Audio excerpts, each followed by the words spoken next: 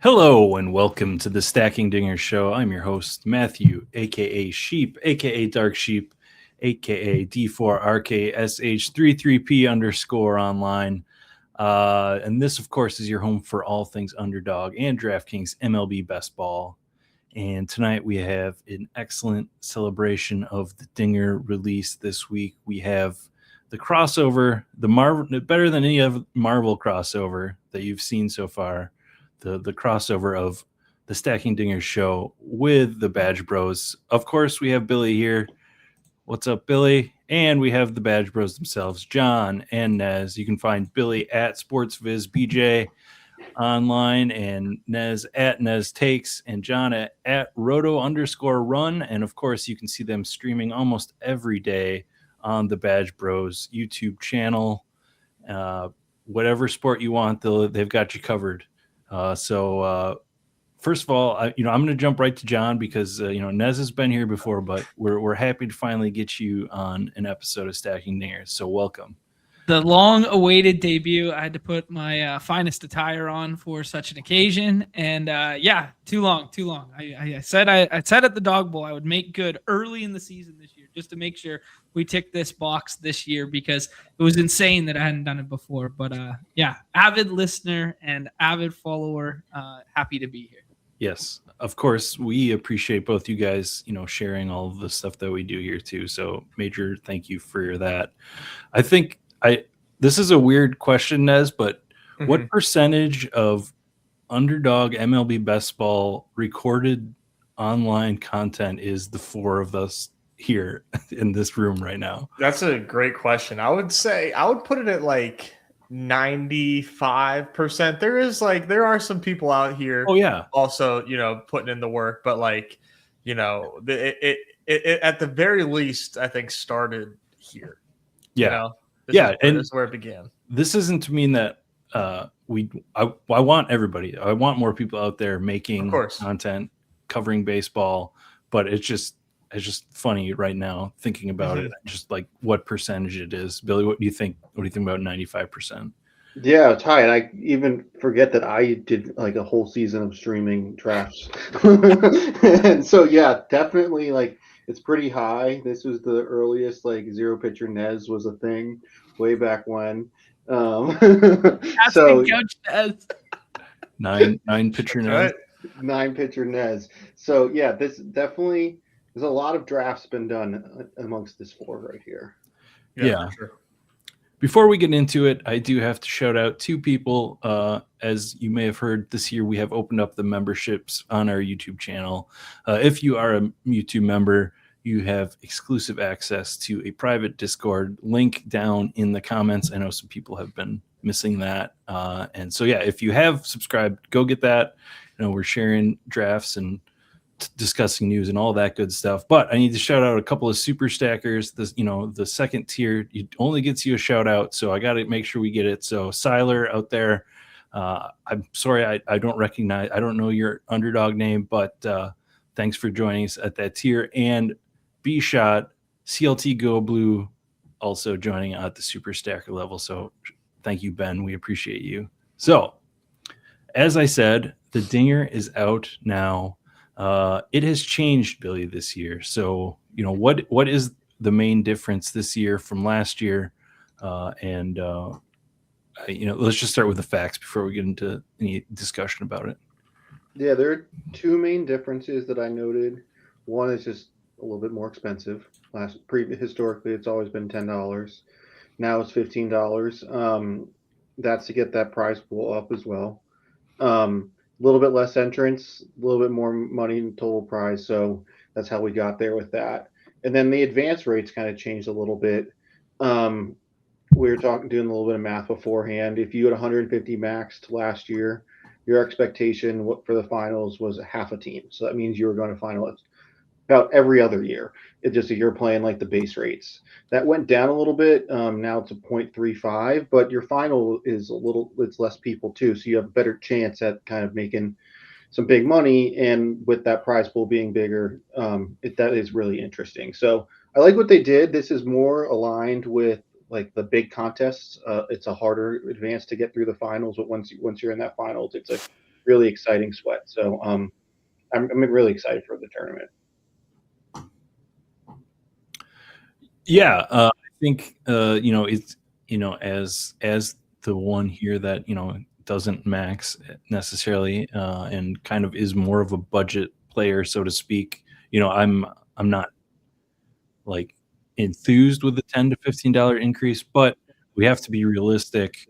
With last year, unfortunately, as you can see on my screenshot here that I pulled for the comparison, we didn't even get to pull the contest with 101 or 111,000 total entrants last year, and we have less entrants, more prizes. So it is, John. It's an exchange, but I think so far the feedback has been pretty good. Yeah, I think in our circle, at least, the feedback's been pretty strong. I think that 200K up top, helps move the needle for people, even if they're just hey, I'm only going to do 20 of these or whatever, that just chasing that dream. My peanut-sized brain obviously didn't go as deep in it as Billy did there, but I just see 93,000 and 217. I was like, that's about the same final odds. So I'm glad he broke it down for us there, because yeah, that 1 out of 8 advance in the first round of the playoffs there, opposed to the 2 out of the 12, that might be a little daunting and cut some teams off. But yeah, just remember once you make those finals that hey, so much more of the prize pool is going to be available for you there. But it's definitely be a greater sweat to getting there this season. But thankfully, I didn't have my half a team last year, so I'm rolling into this year with 0.8 teams already. So yeah, I got some good EV here. Yeah, Nez, I do have the overall prize breakdowns, and you look at here, the top 10, all of them got pretty significant boosts. Yeah. I mean, this is, in my opinion, a pretty strong upgrade to the tournament. I mean, anytime that you can increase the prize pool, I think it's a pretty big dub. I get the drawback, by increasing the entry fee 50%, but what you're looking at here is significant, and I think moves the needle to the point where I would expect a better fill rate this year than last year, just based on these changes.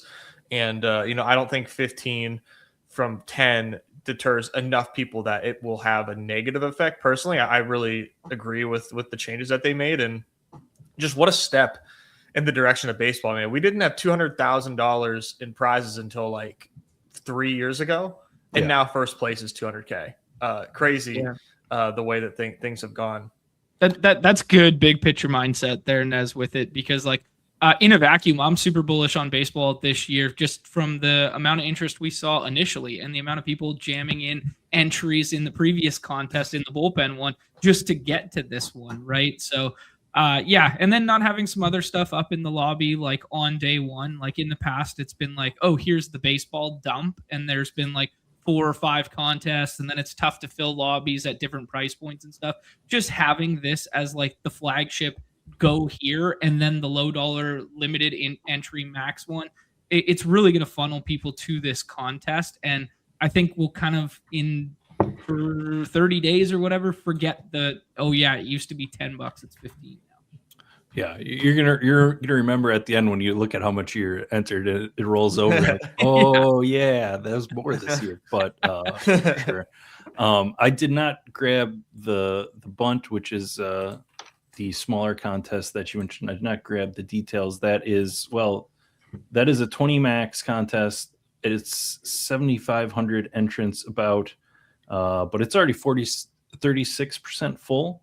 Wow. In a couple of days. So as we have learned from another original badge bro, Numi, over there at Underdog, who helps set up these contests now as an employee, his plan is, their plan as a team we gotta shout out everybody else that works with them, Brett and Hope, and now TJ also.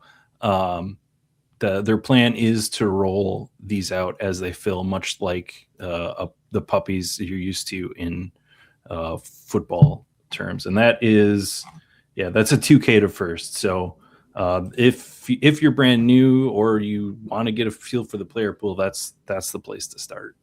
Yeah, I mean, pretty cushy landing spot too. Like we were just talking about advance rates in the main contest. Like this one's 3 out of 12, 3 out of 10, 2 out of 9.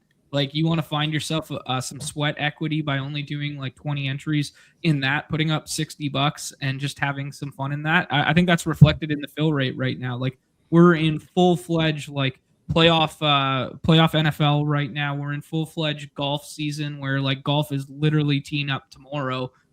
We just dropped the NBA Dog Bowl, and yet this contest is still 36.7% filled. Oh, just clicked over to 36.8 in real time right there. So I don't know, man. People are frothy for baseball, and it gets me excited for the season. Yeah, I completely agree. It's like the perfect structure for trying it out. You're gonna try 3 or 4, and then this is what works. That's not 3 pitchers in the first 3 rounds. That's not going to work. Then you move over to the dinger, and you're like, okay, I know the muscle memory now. I'm ready to just go fire off against the best. So I think I love what they did with that contest. Yeah. So the other thing that we had from Numi is, based on, the unfortunate circumstances of how stuff didn't really fill last year, and kind of dumping it all at once. They want to be a lot more thoughtful about how they release stuff this year. So, we talked about the dinger, we talked about the bunt, which, as I said, is going to, hopefully always just keep replacing itself. Maybe not the day it closes, but there's going to be more than one bunt. So he asked me to pass this question along in terms of a third contest open. And last year we had actually 4 contests open. So there was a perfect game. Or no, the frozen rope was last year, right? Mm-hmm. Yep. Yeah, the frozen rope, which was a $50 entry. And there was a 2 eliminators, a big eliminator entry and a little eliminator entry, which is, it's not the one-on-one format that we saw in football this past season. It was more the old format that you saw from football where it was, a couple of people chopped off each week in a bigger pods. And then there was the solo shot, a single entry contest. The year before, we didn't have any eliminators. We didn't have the $50 entry, but we had the perfect game, which was a $100 entry. So basically, the plan right now is to either release an eliminator, a frozen rope, or a perfect game. So first of all, if we'll maybe discuss a little bit here, but Numi said, reach out to him if you have any feedback on what you'd like to see as a player. So yeah, I know. I don't think you did many eliminators last year, Billy. Did Jon or Nez, either of you do many eliminators in baseball? I did, yeah. I'm gonna venture to guess Nez did the most for sure. I did. I don't think I made any significant money doing the eliminator, but I did. And I enjoyed it. I think it's a pretty fun contest. I think one thing to note, in those discussions in Discord with Numi regarding the eliminator, NFL did a really popular eliminator style 1v1 eliminator contest this year, which was really popular, really, really exciting. He said that would not be the eliminator for baseball if they did one. It would be more of the eliminators that we've seen in the past where, a large portion of teams are advancing week over week with those random 50% cut downs mixed in here and there. So just, for the people listening that are trying to wrap their head around what kind of eliminator it would be your typical, not the 1v1 style. I enjoyed it. I thought it was a pretty fun contest. You think about different types of players, strategically for the eliminator. So I thought it was like a fun change of pace from original, typical MLB Best Ball. Yeah, I also enjoyed it. It's a good in-season sweat. I would definitely do them if they're out there. And Jon, the frozen rope and the perfect game, the kind of we'll call them high stakes. They don't go quite as high as football, but the $50 and the $100, they're pretty similar, and they had some pretty generous advanced rate structures, especially in the early rounds. So they played a little bit different, but to me, they were like as Nez said, you're thinking about different players than Eliminator. And to me, I think, I don't know, the Eliminator it would be my choice. But I understand some people might want to prefer that, the higher stakes entry too. Yeah, I might be some people in that conversation. Yeah. Like, I understand that people want to see like different stylistic structures and stuff, and Nez is just he's beating around the bush here, but he wants to play floors, not roars, and that's what the Eliminator is for, man. The Eliminator is for all Nez's favorite 103 WRC plus candidates there, where Jacob Wilson can become an 8th round pick. So that's why Nez wants to do the Eliminator here. But yeah, I'd be a proponent of like a higher dollar, like 3 entry max, but like that kind of stuff can come later as well. Like we don't need to start filling that stuff. Like that can be time box later in lieu of a bunt when this draft season really opens up. So if people want diversity in format, I totally get it. And doing like kind of like a smaller version of the Eliminator and not just like shooting for the gusto of like an Eliminator that matches size with like 1/3 of the dinger or something like that, and being like those are the only 2 contests available. Maybe just go scale it a little bit smaller, make it a time box Eliminator so that it fills, with 20 days left in spring training or something like that. And then we can still like, have the 3 max $100, or we can have 3 max $250 or something like that when baseball truly ramps up, just to give us like, some of those generous advance rate stuff so you have a sweat later on down the line, but also give you like, get some juices flowing here with some of the higher stakes stuff. Yeah. I love that. So when Sheep and I were texting earlier this week, it was like, that was essentially what I said. I was like, the little Eliminator's fun. I would love to play some of that this year. Get some of the weekly sweat that you can like watch throughout the season. But I do want those high dollar contests. I did not think about the fact of like holding them off because they don't fill anyways. So what's the point of dropping them now and then getting someone distracted on I'm going to save my money on this and like I'm going to maybe enter one and wait for an hour and then not enter it and then jump over the dinger anyways. So like just pause on the big money one and let people focus on like the core contests. I like that. All right, so there's your feedback, Numi. The thing you wanted to do, don't do it. Do it differently. Give us more contests. Also, if you have thoughts, just like put it in the comments. Yeah, we'll be sure to pass along, or any go spam the Badge Bros chats too. Whatever it takes, we'll pass along the ideas. All right, so let's move on to actually starting to talk about this season. So Billy, a question we get a lot doing this show is, hey, this is my first year doing baseball, and I'm used to football, and so there's a lot of conversations, there's a lot of content, there's a lot of math, everything, all this analysis done on football and structures and all that kind of stuff, but there's not as much done on baseball. So immediately people want to have shortcuts from football to baseball. And I guess I didn't really give you a question there, Billy, but I get what you're trying to say. What do you think about that? How about that? There's a question. I won't give you an answer then. But no, I get what you're trying to say here is, so in terms of like thinking of MLB Best Ball in terms of NFL Best Ball, like what is the structure, like thing that we're trying to understand? And what's in NFL, you got 4 positions you're working around. In MLB, you got 3 positions you're working around. So it is a little bit different. And I think in an NFL, like you could reasonably take 4 running backs, or you could get up to 7 running backs. So there's like a big, somewhat of a decent sized spread. In baseball, you kind of keep it relatively tight with what you're going to draft. You draft between 6 and 8 at every position, and that's about it. And that 8 number is relatively rare if you're trying to get towards like a little bit more stretched build, like a 0 pitcher, 0 infielder, 0 outfielder. Don't recommend it, but I guess theoretically you could do it.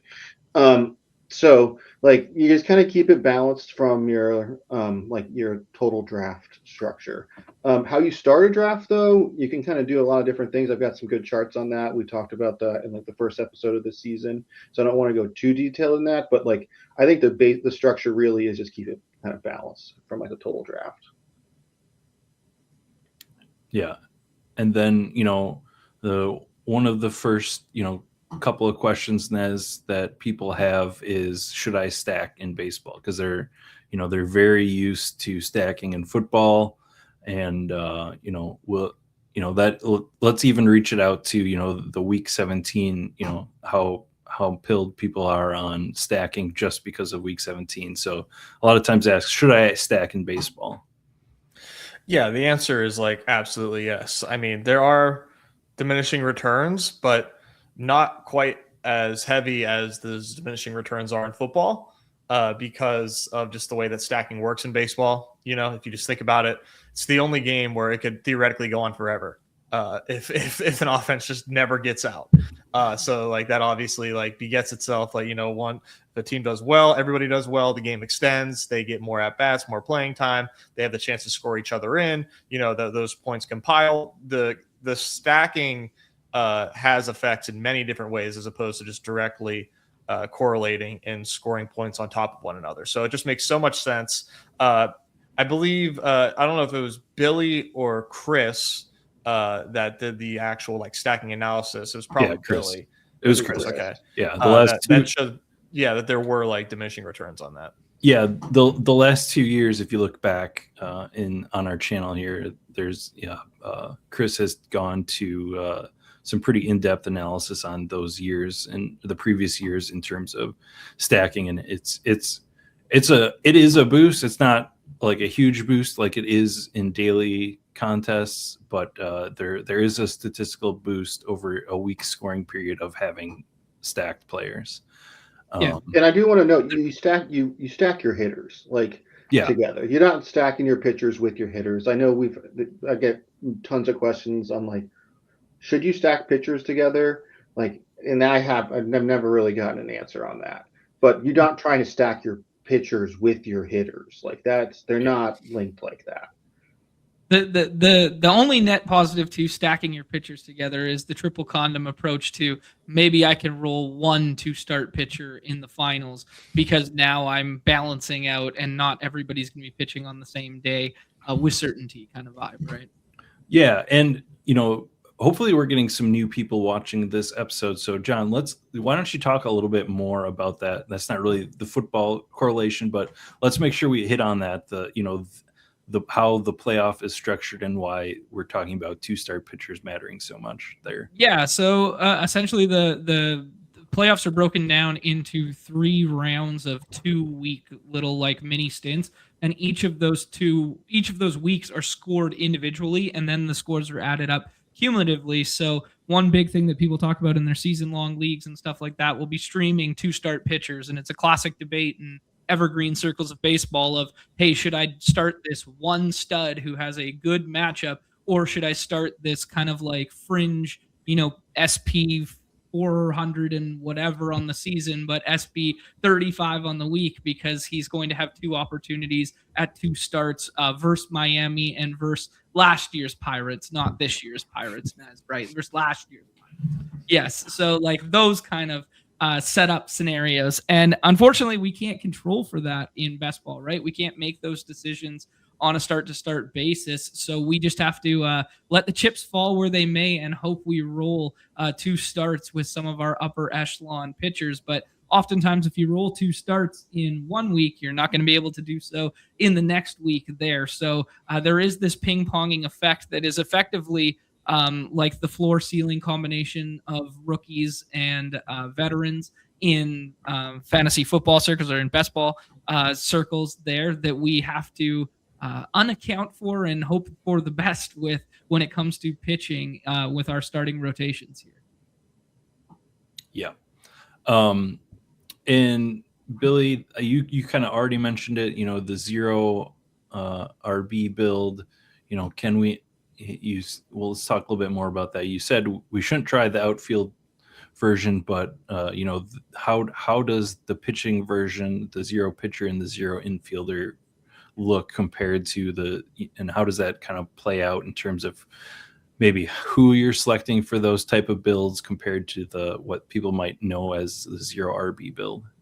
The only reason I say don't do this 0 outfield build is because the position gets thin real quick. So in terms of MLB Best Ball, the position that gets really scarce, your wide receivers that dry up pretty quickly, that's your outfielders. You're going to see like on a 1-to-1 comparison, like pretty much after round one, like the infielders are better names than the outfielders, and it's just down the board.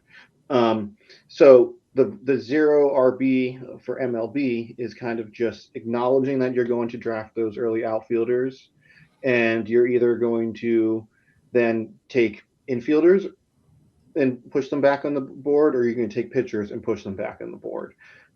Previously, the idea was kind of stick only to zero pitcher. I'd put data out there around that. Nez had put content around that. Like it had been like definitely a prevailing thought, and like logic was driven behind it. Pitchers get hurt. You want that to start weak. Let's get more of them, right? They're also not individually going to score the most, so we just want to get we'll take lesser, but we'll just get a volume play. Last year's tournament, like pushing infield later, aka landing yourself a lot of Cal Raleigh, was really, really successful. And late infield always seems to be pretty fruitful, but last year it was like particularly fruitful. So like zero RB, seemingly there's two ways to go about it: zero infield or zero pitcher, both very viable. Yeah. I guess Nez or John, if you have any thoughts on the types of players, because I guess the guys that we're taking I could be totally off on what, the modern zero RB. I'm a little bit out of date on keeping up with football stuff, but as I understand it, the zero RB targets are guys that have like contingent value on their team that you're hopefully scoring points with them later. Like, as either of you guys jump in on how that applies to, like, is that the same or different from the pitchers that you're trying to get later for zero pitcher builds? Yeah, I mean, like traditionally the zero RB like mindset was get guys with contingent value, but really it's just like get cheap production and then maybe grab contingent value to help power you through the playoffs. I mean, the success rate for zero RB has not been great. It just has not been. Whereas like the early outfield stuff has had a lot of success, and I just think we're dealing with like fundamentally different setups in terms of like those two strategies. We start the same number as outfielders as we do as infielders. It's different in best ball, where we're starting more wide receivers than running backs, even though it does lend to zero running back strategy being successful. But at any rate, we're playing different games here. And with the outfield early strategy, it kind of goes hand in hand with the punt pitcher strategy. And that's just what makes baseball so unique for fantasy and for best ball, is that like these are two fundamentally different scoring positions. Like it's insane how different pitching is than hitting, obviously. And so like, it makes sense that strategy wise, you would draft them differently. And we've seen a lot of success, like year over year, sustained success doing a certain strategy, which is, leaning outfield early, leaving pitcher toward later in the drafts. And it's not necessarily something that's fluky. Obviously we have our outliers year over year. But like all in all, man, you just see it over and over again that this is the way to play, or at least that's what the good players do. And the good players are having success. They're not running bad, really. So I think there's something to that. Go ahead. No, it's just so much harder to separate at the pitcher position. Do you have like scores that just take over and carry your team? Like Billy mentioned the Cal Raleigh effect. Like Cal Raleigh just carried teams, like what did his advance rate end up being? I tried to look it up on Sweating Dingers, but the site's down now. It was 40% plus. Right. Yeah. And it's like, it's a switch hitting catcher in the middle of like the 170s, 160s, 150s as the draft window went on. Like could we equate that to like Mackenzie Gore last year at the beginning of the year when he was putting up like these 10K games and looked unstoppable and looked like he was going to be the advance rate piece. And yet it really didn't move the needle all that much when it was all said and done kind of thing. So it's just so much harder to separate even when you hit. Whereas like the zero RB thesis is, oh yeah, that's a league winner when you smash that back end running back, right? Whereas that doesn't really exist in our contest to the same magnitude.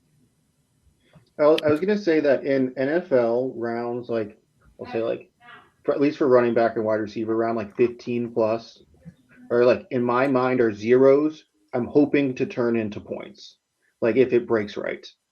That's not the expectation here. The expectation is like the mid to late rounds are all productive players that I'm going to hit my lineup at some point. It's just like, are they going to be like increasing my floor, or are they adding boom? Like, and that's what Cal Raleigh did. Cal Raleigh was always going to be a part of like the adding points. It's just he became like a stud on top of it. So that's just, I think, like a major difference in the two games. Yeah, like the quality of player you're dealing with at like ADP 200 is laughable in consideration. Like we're wish casting, wide receiver 4, Jalen Noel to get like 15 catches this year and matter on like the right week, whereas like ADP 200 right now is fucking Max Muncy, right? Like it's like, oh yeah, this guy's like a perennial all-star at times in his career and like has 30 nukes in his bag, hitting in one of the best lineups in baseball. Like it's just it's apples and oranges in terms of production profiles that are available late. Yeah. Yeah, I think then going to the last thing really that people try to port over from football is the week 17 playoff stuff. So people are looking for good hitting environments in baseball in the playoffs. They're looking at this point, people have every year someone always thinks, hey, what if I look at how many playoff games are these teams that I'm stacking playing in each week of the playoffs? And I guess I'm going to go to you, Nez, because I actually heard you talk about this pretty eloquently on with Davis on a stream recently, baseball stream. But what do you think about trying to port over the week 17 correlation stuff into the baseball schedules? I think in practice it makes a lot of sense, right? For football, it's truly a crapshoot. We really have a good idea of who the good teams are in terms of like offense. Defense, we're really bad at projecting year over year, and we know who plays in a dome. Like we can control for that, but ultimately, like it's really a crapshoot.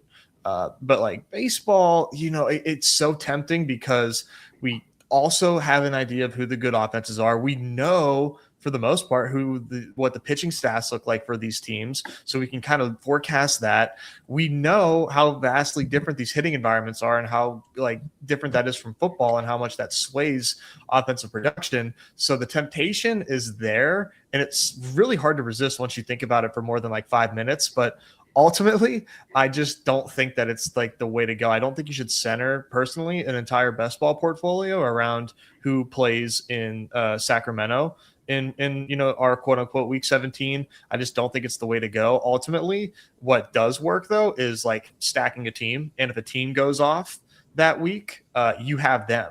That's where like you use your stacking brain. You say, well, I don't know who it's going to be, but I am going to make a concentrated bet around a lineup, a core group of guys from a team, so that if I do make it to the playoffs and I have this team and they go off, I'm looking really good because I'm getting all these concentrated points. That's how I would apply week 17. I like you be my guest to go down the rabbit hole of the schedule. I think like it's really fun to think about, but ultimately I would not like advise somebody to spend their entire best ball portfolio trying to isolate one series of a 2-week finals. Yeah, it's a good tie-breaking dilemma when you have like a park factor that increases, because park factors are real, right? Especially that time of year when we're not dealing with like outlier weather. But like the net benefits of stacking also trickle down, like the previous stuff you were talking about, Nez, trickle down into this like quote unquote week 17 dynamic here, because like the net benefits of stacking isn't necessarily always just like, hey, player A drives in player B. It's, oh, they beat the piss out of a bullpen the night before, so now they're limited the following night. So like the trickle down effects of stacking in series, I understand, but that's more of a net point towards stacking, not week 17 specifically. Yeah, good point. Ooh, also, time sensitive matter right now. John Collins is now questionable, Nez. You might want to get some swaps ready. Thank you. I know who that is. I've heard that name before. I didn't draft any John Collins, but thank you. All right. So I know, John, you have done a few drafts on stream. Maybe not as many as most people that have drafted baseball. So my question to you is, in the transition from football to baseball, what is your method of, and this could probably apply to somebody who's new, maybe you'll have a few shortcuts that they won't be able to take, but how do you move your brain and start, learning the player pool between the two sports?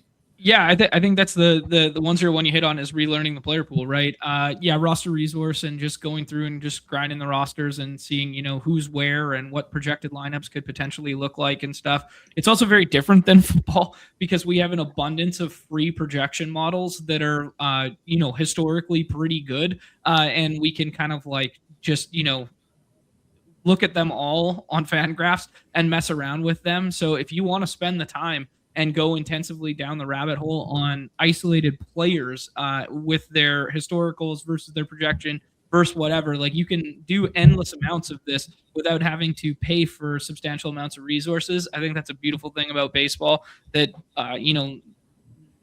basically allows the barrier for entry to be a lower threshold than football because so much of that stuff is just paywalled and stuff like that. But yeah, my initial stuff starts with just relearning the teams, relearning what some of these lineup constructions could look like. Kind of like juxtaposing to ADP where I think I can find, innings, where I think I can find ceiling, like bucketing players into like profiles, especially on the pitching side of things here. Like, okay, where can I balance out my rosters? Because Billy said it off the start there, and I wholeheartedly agree with like the balance notion in our game is so much more important than like the football roster stuff. So yeah, it is truly really learning the player pool and like where you can find innings, where you can find ceiling, where you can balance, quote unquote value pockets of X and Y position. Okay. Nez, do you have any content, other than the projections? Are you out there in any content streets in terms of baseball? I know you're a busy guy, but anything percolate to the top?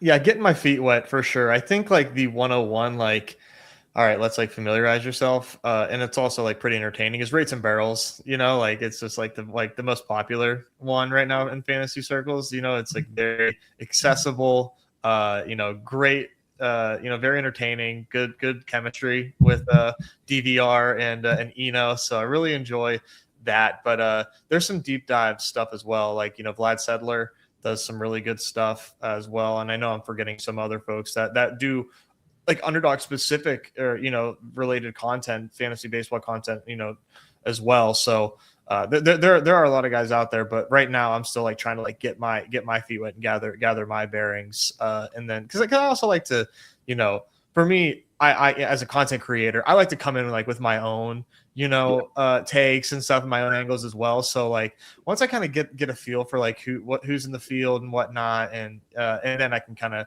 come through on our show and then give like my own perspective as well, because I think that adds some fun as well. People just don't want to have me spit out what Eno said on rates and barrels when they watch the Badge Bros. They want to hear me talk about why I think Connor Griffin is worthy of a 10th round pick. I will say though that it is good to note that rates and barrels is like the market mover. Is the pitcher guy. Like what it just what his thoughts are and kind of getting those early. That's kind of where things are largely going to trend in the fantasy baseball community. So it's a good thing to like.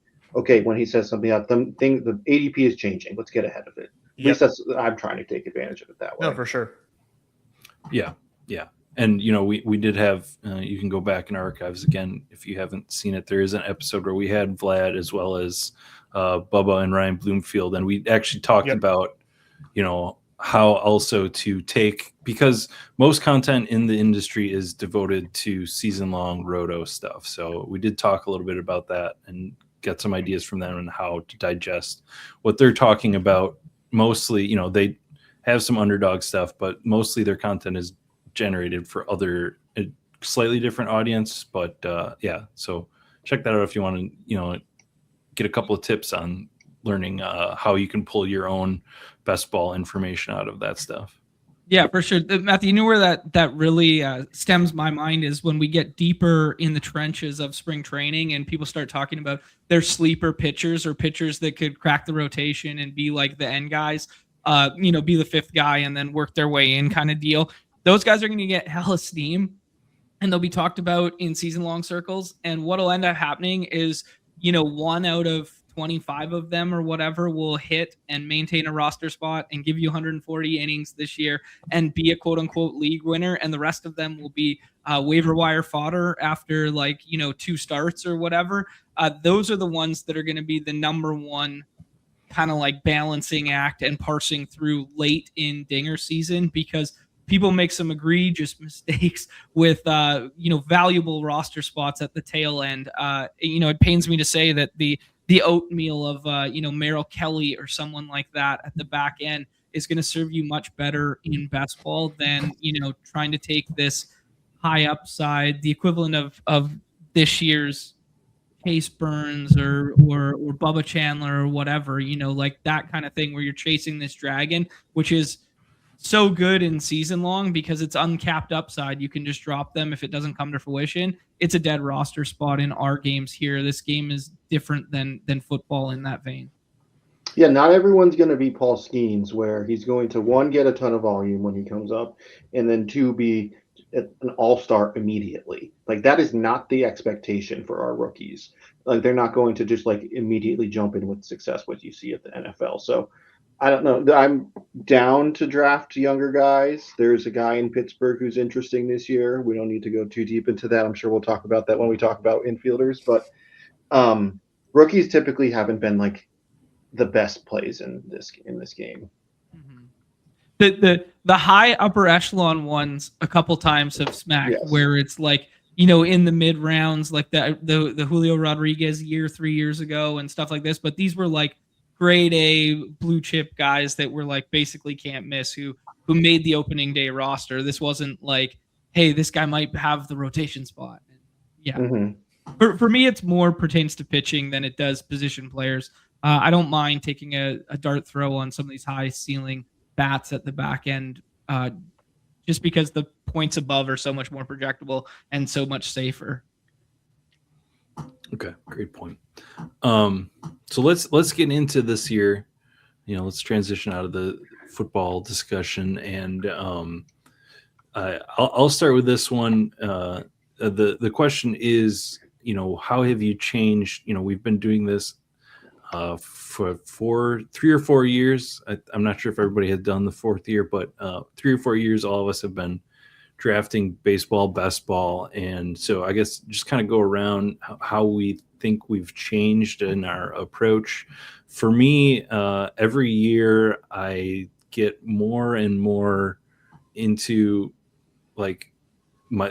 not so much balancing in terms of getting only balanced guys, but balancing risk with reward on my lineup, and making sure every year I'm a little more open to just accumulators and mixing potential smashes around them. Like my example this year is I'm sure if you listen to this episode or this show before, you heard me say never take Nico Horner, but I'm taking Nico Horner this year because specifically, I mean, he scored a lot of points last year and had a nice lineup position for a lot of the year and that kind of stuff, but I always thought of him as an accumulator, and we've seen Stephen Kwan be an important guy in previous years in terms of advancing. So for me, that's my biggest thing is I'm not just trying to get spike week guys as much as I was, maybe the first couple of years. And, I'm trying to balance I'm trying to achieve is having those guys, but also having more of a baseline of points. So I don't know if you guys have anything to say about that or anything else that you've, come to realize over the few years you've been drafting this contest. I mean, Luis Ariz will never be cheaper, my friend. If you want to accumulate, go accumulate right now in the last round with some Luis Ariz shit. No, I mean, I'm on the opposite end of the spectrum. The older I get here, the more hostile and more disdain I get. The more I'm out on the accumulators. No oatmeal for me this year. No Brian Reynolds. No Stephen Kwan. None of these guys. No Jacob Wilson. None of this. I'm ceilings and homers only. Right?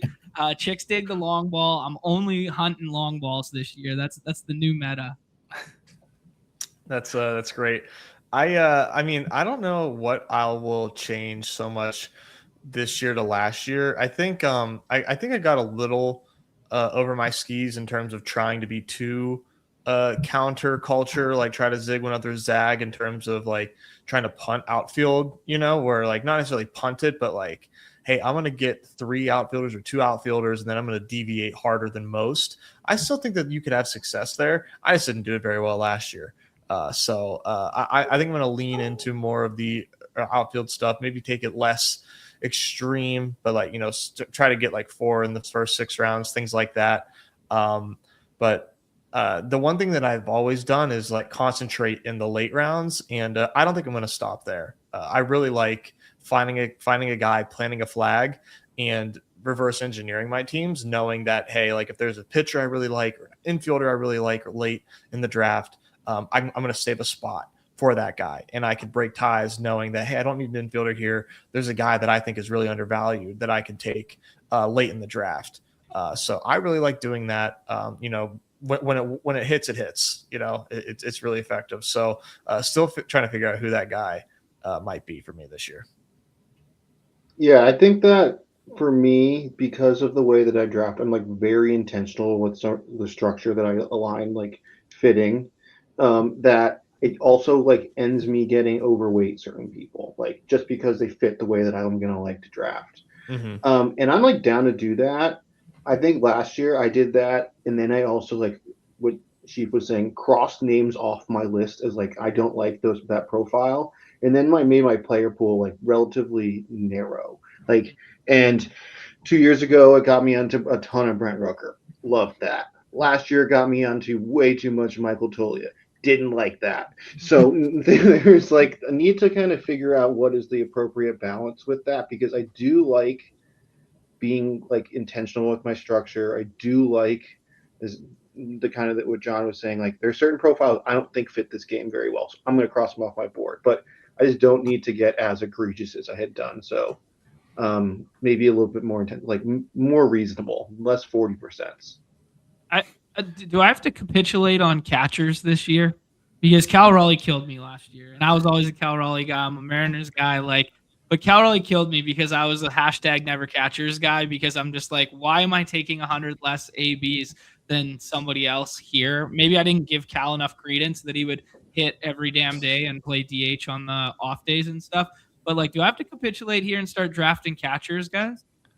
I think right now we have like top tier, like recent history, top tier bats at the catching position relative to previous years. So I think maybe you do, but you still have to be careful because the playing time is like is tenuous at best. Because I mean, Agustin Ramirez is, you know, a guy that has a good bat and should hit DH, but you know, we never know what Miami's gonna really roll out day after day. You know, we had the Drake Baldwin last year on Atlanta, who, you know, we'll see what their final roster is. You know, Sean Murphy is starting on the IL, so he's recovering from injury. So like, what playing time does he overall? But yeah, I think right now, another guy that you might think of as a catcher, Ivan Herrera, back in the back end, should be first base DH most days. So yeah, I think you said it there, is like you still have to be totally mindful of the playing time in terms of these guys. Yeah, the Ivan Herrera stuff might get the Wilson Contreras theme of last year. Yeah. Yeah, well, let's like stop saying his name, because I'm drafting him right now. Nice. we accidentally talked about Marlins a couple times, and we talked about week 17. So, and we're talking macro crossing guys off your list. I kind of like just saw the schedule and was like, hey, they have 3 series at home in the finals, and they play the Dodgers, the Mets, and the Cubs. I'm just gonna go ahead and cross Marlins at home off of my list like forever. Is this an egregious stance? Perhaps. I mean, it depends on who you think Kyle Stowers is. That's And true. Jacob Marcy, we're Marcy needs to come down like 5 rounds. I'm a fan of him. I think he's going to run up like 660 plate appearances this year. Yeah. Lead off, like play every single day, run a ton. He's projected for like 35 stolen bases, but Wow. All right, I'll reconsider my stance. That was convincing. Yeah, he's bought me in, so or he's convinced me, and he's slowly been working on me. So I'm back in on Marcy. Stowers is sweet though. Yeah. All right, so let's get into some just some more picks and kind of names and stuff. People always enjoy that. So Nez, let's start it. The question is, what's the team that you're stacking that this year that people are going to avoid? And this is your Pirates. I know you've been kind of shy. You don't people don't trust you at a certain point, or I know. trust the team that they're gonna put a reasonable product on the field. But I know you like the Pirates again this year. I do enjoy the Pirates. I don't know that I've necessarily committed to like stacking them like super heavily, but I think it won't take much convincing. I know that much. The additions that they made, I think, are going to have significant playing time, and I think are pretty solid players. And the key additions being Brandon Lau.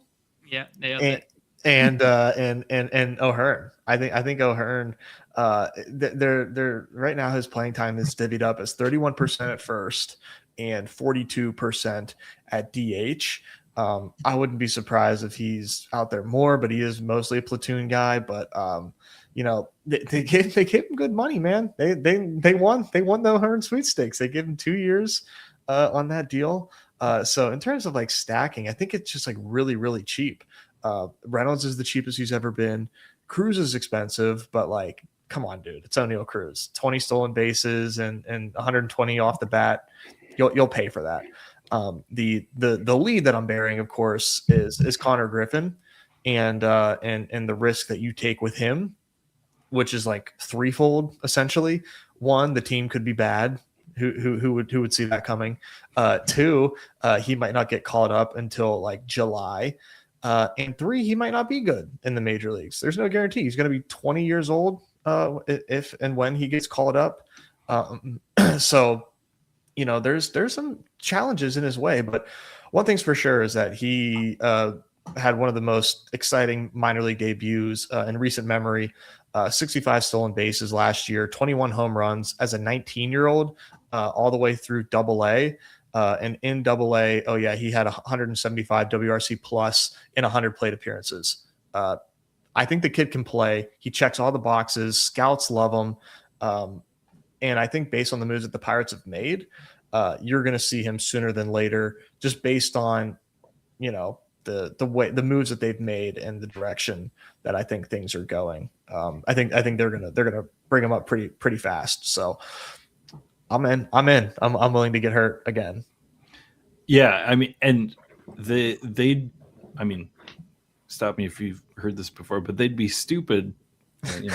Pirates have been stupid in the past, but they'd be stupid not to try and capitalize, put all their chips in on this group of pitchers that they have right now. Yes, it's just potentially top of the league if all these guys turn out even 1 or 60% of how Paul Skeens ended up turning out. Exactly. And I think that's where the Connor Griffin conversation comes into play. Where like how long can you keep this kid down? the Connor Griffin's team could get stupid. Like it's if he I know. like has a really good spring training. Like his profile coming out of high school was that he was raw and just like this elite athlete. Like he could have been a pitcher at the major league level. He's that level of talented. So he's like you watch him swing the bat. There's definitely still a little rawer of a swing, but like he can just absolutely mash. And so I could see the community being like so obsessed with his upside that right now he's in the 200s, but if he's getting spring training love, he could easily jump into like sub 100 pick. I agree. I think the benefit for us, if you are a Connor Griffin bull, is that he plays for the Pirates and he has that stench. And nobody thinks that they're going to call him up fast enough. Nobody thinks that he can be good. So like he gets a discount because of who he plays for. And honestly, well deserved, absolutely deserved. And he's an infielder. But yeah, I think the ceiling is absolutely massive here for Connor Griffin. Yeah, I want to piggyback off the Connor Griffin talk with talk about JJ Weatherholt. Yes, who's another young. Let's see, he's going to be 23 or 22. Yeah, he's 23 now, but he is playing for the Cardinals, or he's in the Cardinals system, and they're kind of one of my. We already mentioned Ivan Herrera, and we've talked in the past on the show already about how I like putting together some late Cardinal stack. Still, if you can buy in on Lars Nootbaar, if you can convince yourself that Jordan Walker is still only 23 years old and that there's still room there for improvement. Well, I mean, there's room for improvement, but if the improvement can come, but now they just moved Nolan Arenado, which kind of opens a infield spot. You can put Nolan Gorman now at third, and then put JJ Weatherholt at second, and he is another guy to be interested in. Could end up on that same sort of steam train that Connor Griffin could get on. Yeah, no, I like the archetype of stuff that you guys are discussing here. It's mainly like discounted back end stacks that we can tack on like last 3 picks that also have some ceiling outcomes. Like the Cardinals one's a really great example of that. Like I'm thinking about the last couple years of stuff that's like won or had high advance rates or stuff like that. It was like backstack athletics when nobody wanted athletics. Like nobody was drafting Nick Paz, aka Nick Kurtz, and Shea Bangliers and Soderstrom last year, but they had such a huge ceiling, right? And those were like rarely, and you know what? Maybe Jacob Wilson too in there as well. He was probably a pretty good advance rate. I don't know, but you put like those players together of like the cheap stack variety, and what can you do with it? I'm thinking about 2 or 3 years ago in the dinger there when it was like Baltimore before Baltimore turned into Baltimore, right? And like all the back end guys were cheap to stack. You put them together, and lo and behold, you had crazy advance rates teams. I think it was Siege who had like one of the highest advance rates that year because he just was like, hey, this is the spot. And you can isolate that. So I think Cardinals is a good one. I think White Sox are okay too. I think Blue Jays are a little bit underpriced right now. Like you got a dude in, I mean, I'm not sure there's much ceiling in a guy like Ernie Clement, but like he's free if you put him with like Addison Barger for like the last pick of a couple drafts there. So that's kind of what I'm searching for right now is like, who's going to be this year's, Rays skinny stack? Who's going to be this year's, last year's Athletics skinny stack that I can just tack on at the end? One that I personally like is Houston right now. And it's not like these fun, sexy names that you guys are talking about of like these up and coming emerging guys. It's just like, what if Yannier Diaz just like puts it together and we just stack him with Carlos Correa and put that together with your last 2 picks that are completely free when you take Yordan in the second round, right? So I don't know. That's the kind of stuff that I'm looking for right now. I don't know if those are necessarily good examples, but they're top of mind examples, but it's what I'm searching for.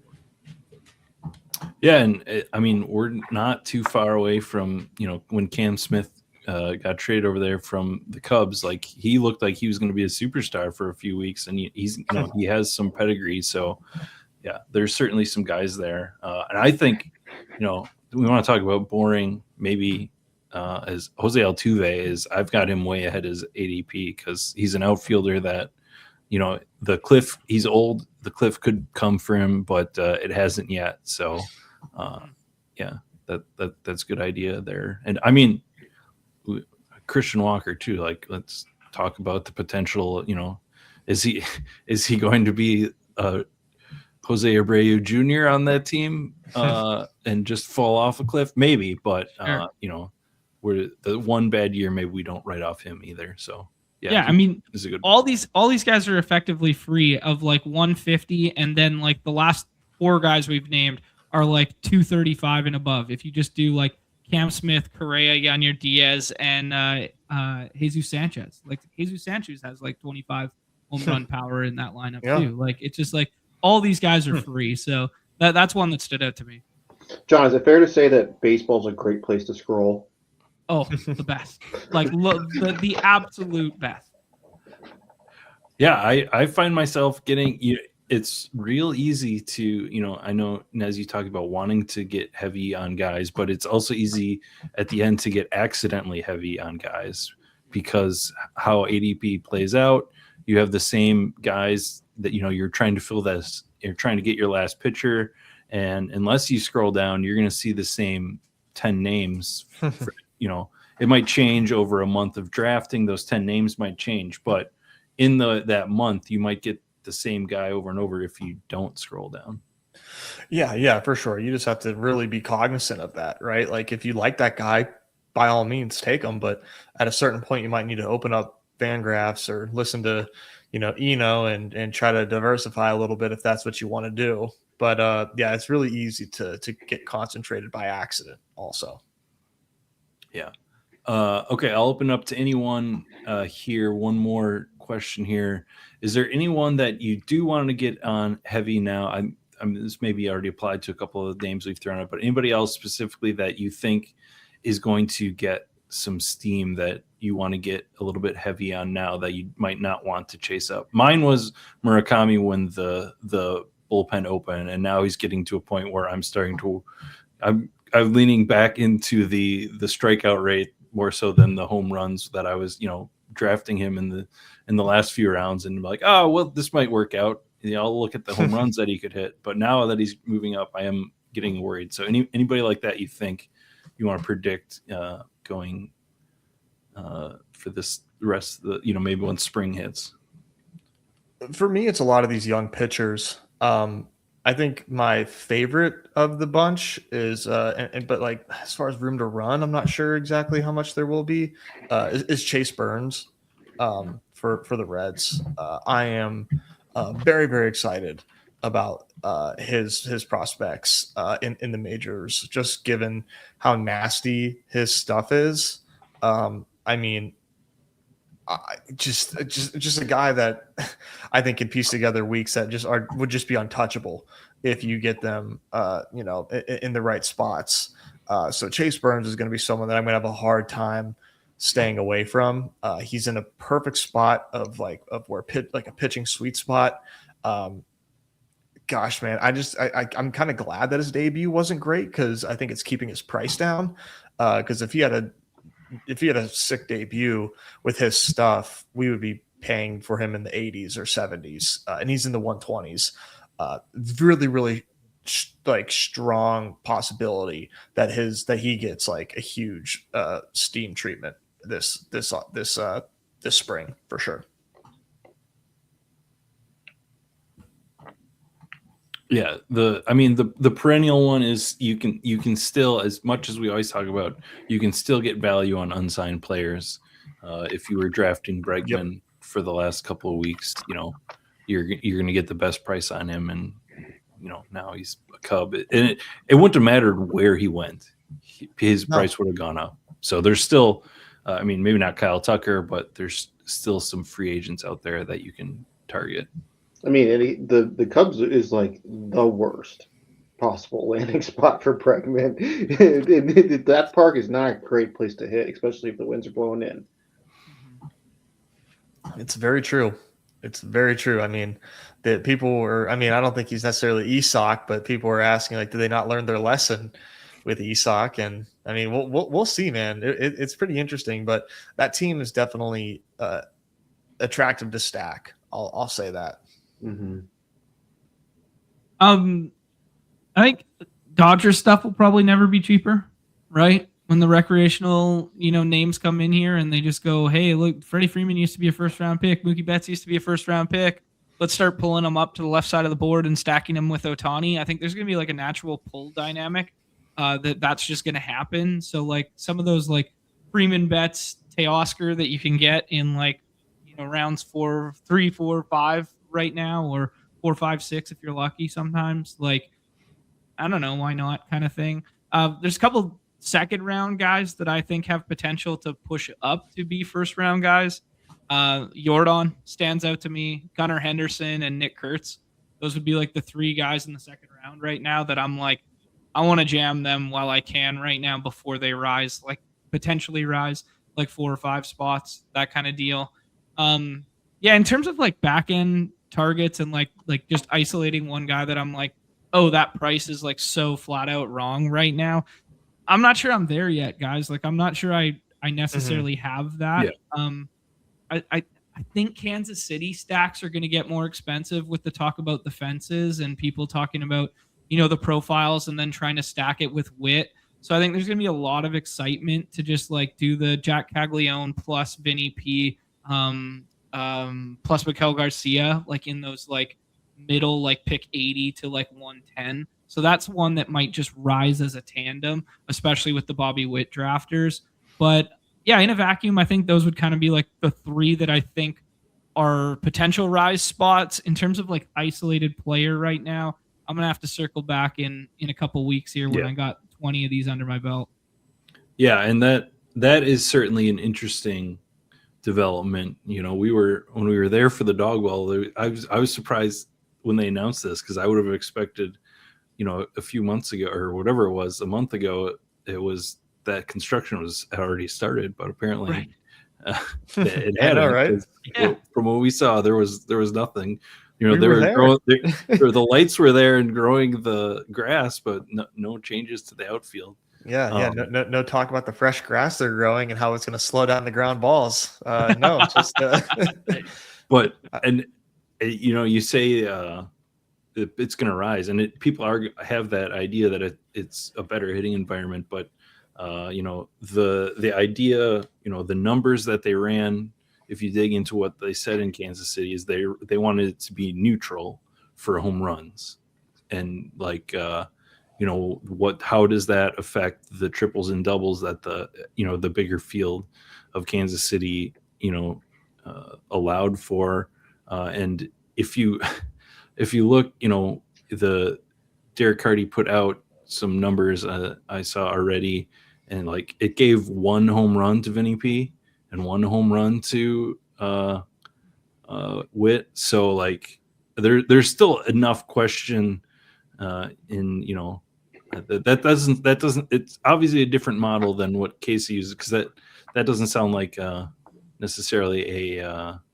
league average park factor, but I think it could go a few different ways, but it will rise in cost. That's a good shout. Yeah.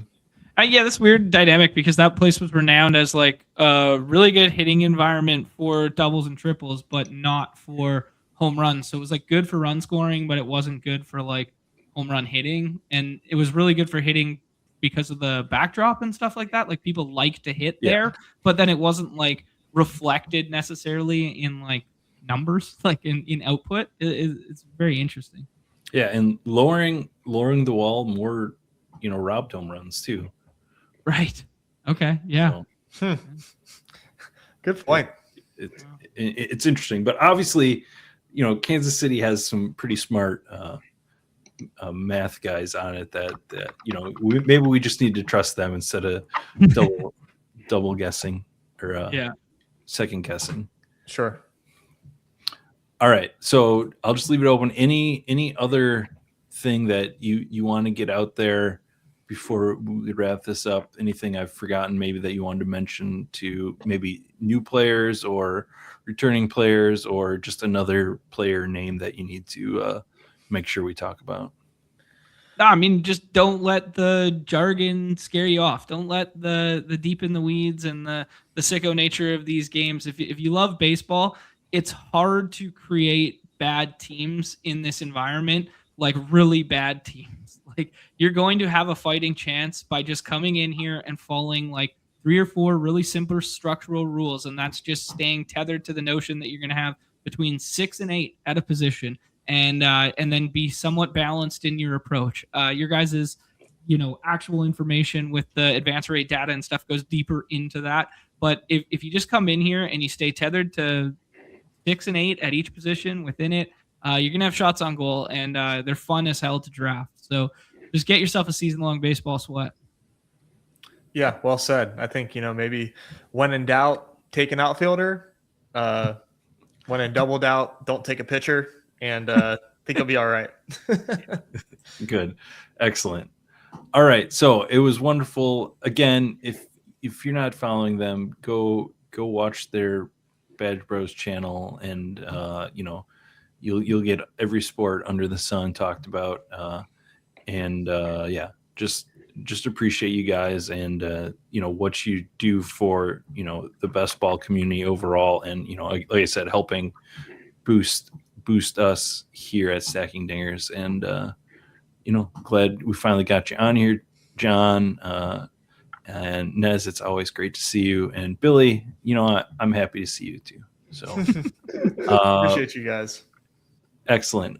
So for Billy, Nez, and Jon and myself, get out there, draft some bunts, draft some dingers, and just enjoy it.